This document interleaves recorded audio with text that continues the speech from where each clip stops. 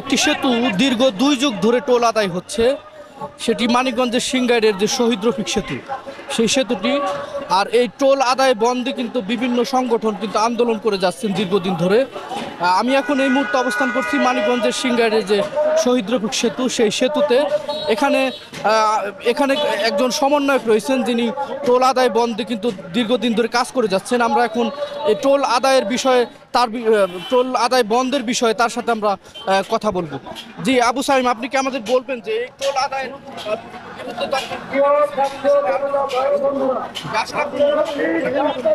আমার মূল বক্তব্য হচ্ছে, ভাষা শহীদের নামে এই 307 মিটার দৈর্ঘ্যের সেতুটি 2000 সালের 26শে জানুয়ারি উদ্বোধন হয়। সেই সাথে টোলটাও আরোপ করা হয়েছিল।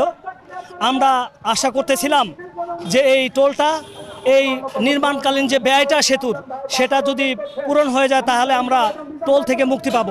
কিন্তু আমরা দেখতে পাচ্ছি দীর্ঘ 24 বছর যাবৎ এই টোলের ইজারাটা এক্সটেনশন করে, বিভিন্নভাবে সিস্টেম করে এক্সটেনশন করা হয়েছে।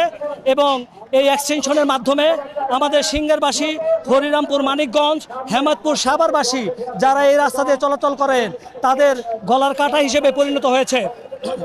আমরা সিংগারবাসী, আমরা টোল দিতে চাই না।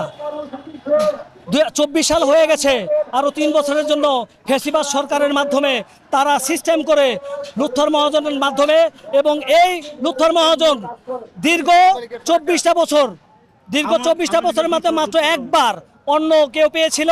এই লুৎফর মহাজন আওয়ামী লীগের দোসর সিস্টেম করে একইভাবে উনি এই টোলটা নিয়ে আসতেছে। আমরা এখন বাংলাদেশ স্বাধীন হয়ে গেছে, অন্তর্বর্তীকালীন সরকার আমাদের জনগণের আস্থার জায়গা।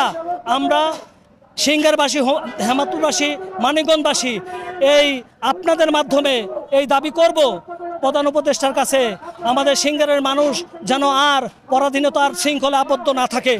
সিংগারের মানুষের এই টোলটা যেন গলার কাটা হয়ে না দাঁড়ায়। সিংগারের মানুষ ভাষা শহীদ রফিকের সম্মানটাকে ফিরে পেতে চায়। ভাষা শহীদ রফিকের নামের প্রতি অবিচার করা হচ্ছে, এটা আমাদের অন্তরের একটা ব্যথার জায়গা। এটা আমরা আর মানতে পারি না। আপনারা এটাও জানেন, সিংগার মানিকগঞ্জ একটা কৃষি প্রধান এলাকা। এখান থেকে টাটকা শাকসবজির সিংহভাগ ঢাকায় চলে যায়। এই টোলের মাধ্যমে যে অতিরিক্ত খরচ হয়, সেজন্য ঢাকার মানুষদেরকে যেমন বেশি দামে কিনে খেতে হয়, আমাদের এই কৃষকবৃন্দ অল্প দাম তারা লোকসান হচ্ছে। এই ধল্লাশ্বরী নদীর উপরে আরও 2টা সেতু তৈরি হয়েছে, সাবারনামা বাজার এবং ইটাপাড়া দিয়ে। এই একটা সেতু 307 মিটার দৈর্ঘ্যের চেয়ে বেশি, 365 মিটার। ওই সেতুটার শুরু থেকে টোল নেওয়া হয় না। এই যে টোলের আরোপ, এই টোলের যে শৃঙ্খলে আবদ্ধ হয়ে গেছে, এটার মুক্তির জন্য, জনগণের মুক্তির জন্য সিংগার, হরিরামপুর, হেমাদপুর, মানিকগঞ্জ, সাভারবাসীর প্রাণের দাবি এই সেতুটার টোল অবমুক্ত করে, ইজারা বাতিল করে স্থায়ীভাবে যেন টোলটা বাতিল হয় এবং আমাদের প্রত্যাশার জন্য পূরণ হয়, এই দাবি জানাচ্ছি। হয়েছি এখানে ছাত্র জনতার আহ্বানে আজকে এই টোলকে অবমুক্ত করার জন্য আন্দোলন। আপনারা জানেন, সংসদে এটা বারবার আলোচনা হয়েছে। এ পর্যন্ত 24 বছর অতিবাহিত হয়েছে।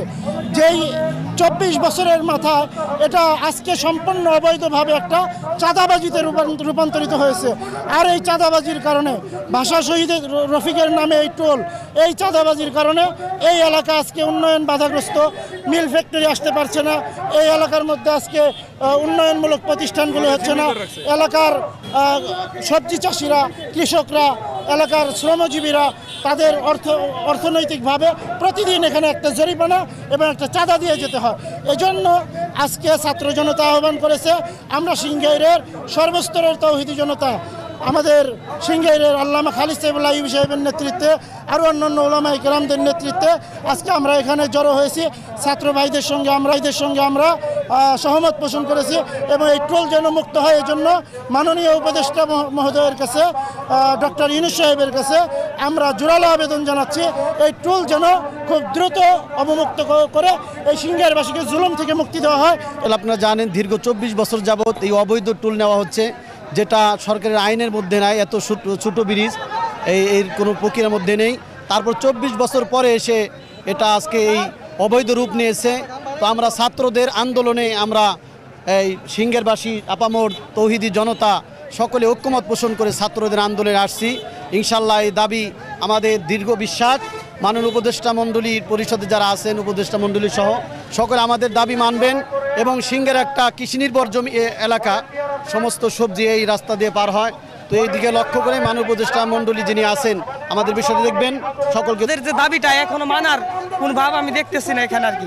আমাদের মানিকগঞ্জের প্রশাসনিক লোক, আমাদের সাভার আন্তরিক মহাসড়ক সাভার তথা মানিকগঞ্জ এই দুইটার মাঝখানে আমাদের পড়েছে, সাভার জেলা অথবা মানিকগঞ্জ জেলার মাঝখানে। আমরা দুই প্রশাসনের দুই এলাকার দুই কোন প্রশাসনকে আমরা এখনো দেখতেছি না। আমাদের দাবি এটা কি মানবে না মানবে না আমরা এখনো বুঝতেছি না। আমাদের বৈষম্য বিরোধী ছাত্র আন্দোলন সহ যারা আমরা বাংলাদেশের সাধারণ জনগণ আছি, আমরা এটাকে চাচ্ছি না। বিগত আপনারা অবশ্যই যারা মিডিয়া ভাইরা আছেন তারা অবশ্যই জানেন যে যে কোনো টোল বা যে কোনো অবকাঠামো যখন নাকি টোলের আওতায় হয় সেটা নির্দিষ্ট চুক্তি থাকে। সেটা যদি বাইরের কোনো অর্থ হয় সেটা পরিশোধযোগ্য হয়, এবং বাংলাদেশের যেসব অর্থগুলো আছে কেন্দ্রীয় ব্যাংকের মাধ্যমে তারা নিজস্ব মেয়াদে তারা এটা নেয়। সবচেয়ে মজার বিষয় হচ্ছিল, আমরা যতটুকু জানতে পেরেছি যে আঞ্চলিক মহাসড়কে কোনো টোল হয় না, আর যদিও হয় সেটা চুক্তিভিত্তিক টোল। যেহেতু আমাদের সময় অতিক্রম করেছে, বিগত ফেসিবাদের দোসর ওবায়দুল কাদের এটাকে আঞ্চলিক মহাসড়ককে মহাসড়ক আখ্যায়িত করা হয়েছে। সাহেবকে আমি এতটুকু বলে দিতে চাই, ছাত্র জনতা আপনাকে বসাইছে, অনেক বিষয় আছে, আপনি ওয়াকিবহাল না। আপনাদের আমরা সময় দিব, আমরা আশাবাদী, আপনারা এটা বিবেচনা করবেন ইনশাআল্লাহ তাআলা। দীর্ঘদিনের টোল আদায়ের বন্ধে কিন্তু সাধারণ যে শ্রমিক রয়েছেন তাদের সাথে ছাত্রছাত্রী সহ বিভিন্ন সংগঠন কিন্তু যোগ দিয়েছেন। তাদের একটাই দাবি যে শহীদ রফিক সেতুতে কিন্তু তারা টোল চান না। টোল বন্ধের দাবিতে তাদের এই লাগাতার আন্দোলন চলবে বলে তারা আমাদের এমনটি জানিয়েছেন। মানিকগঞ্জ থেকে সুজন মোল্লা, গ্লোবাল টেলিভিশন।